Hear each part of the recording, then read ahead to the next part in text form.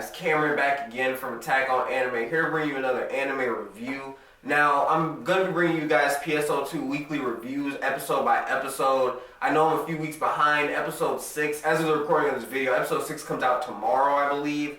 And I was actually really intrigued by this anime early in the anime season, but you guys noticed other things kind of took priority. But I'm going to begin you guys' episode reviews, starting with this little shorter one on PSO2 episode 2. Now, we start the episode pretty much where we left off in episode 1, with Isuki taking on his role as Vice President of Student Council, which pretty much he just has to turn in reports on his experience by playing PSO2. And we also get the introduction of a new character, Aika Suzuki, who is a transfer student who I believe, and it's pretty much confirmed that she's from inside PSO2. Now, how she got from PSO2 into the real world, I don't know yet, but it's pretty much assumed, because when Isuki first sees her, she's just like got this weird yellow creature on her shoulder, and Isuki's just like, I've been playing the game too much, and right there you know that she's from inside the game, because she has a weird creature on her shoulder that nobody else sees but Isuki. And also she takes an obsession to Isuki, because she's like following him all around, trying to learn as much about him as possible. Like I said, I don't know why yet, but I'm sure we're going to find out in the next few episodes. But we also meet Soro, who we met in the first episode, who was that cocky player that Isuki was like the first player he met and played with.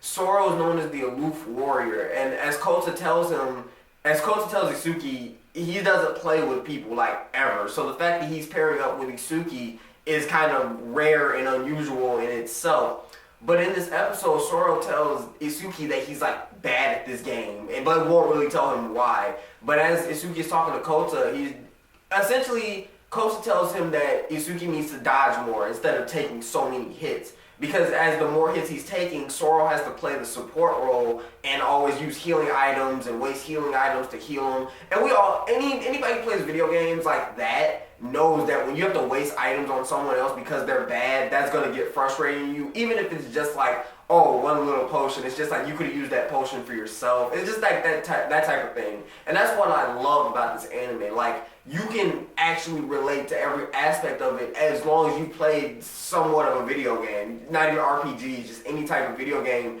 where that type of strategy is necessary. But we also find out this episode why this game is so important to the president of the student council. She essentially is confronted by Aika, and Aika is just like, why did you choose Isuki to be your vice president, even though he has no experience in the game? And she starts rambling off her qualifications. She's just like, I mastered this class, this class, this class. I'm almost done mastering this class. So you can tell Aika is really, really good at PSO2. And she's just like, why did you choose Isuki? And the president is just like, I'm trying to prove a point, because the school is trying to shut down this game and ban it from the school. But I'm trying to prove that this game doesn't interfere with studies. So I take a straight A student, Isuki, and by making him play the game every night and turning reports, you show that, first off, you can channel your experience into an essay type format, which Isuki has been doing pretty regularly.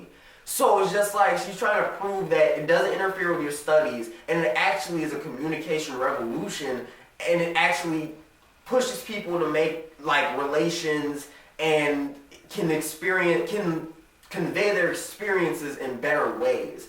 So Aika is just like, okay, I guess I can accept that. But the president is so impressed by Aika's like resume of all the classes that she's mastered. She's just like, I want you to help Isuki do his reports so his reports can be like better, and like it'll prove my point even better. So you finally find out the reason why this game is so important to the president. And I actually like that reasoning. It's just like she's trying to prove that video games don't interfere with things like popular belief would have us believe.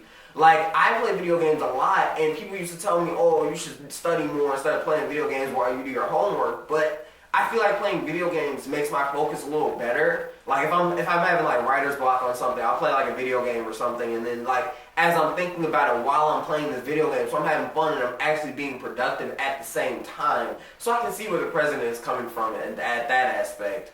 But guys, that is essentially pretty much all that happened in this episode. Like I said, this is going to be a shorter one. I'm going to be bringing you guys episode by episode review. Episode 3 should be up pretty soon, hopefully.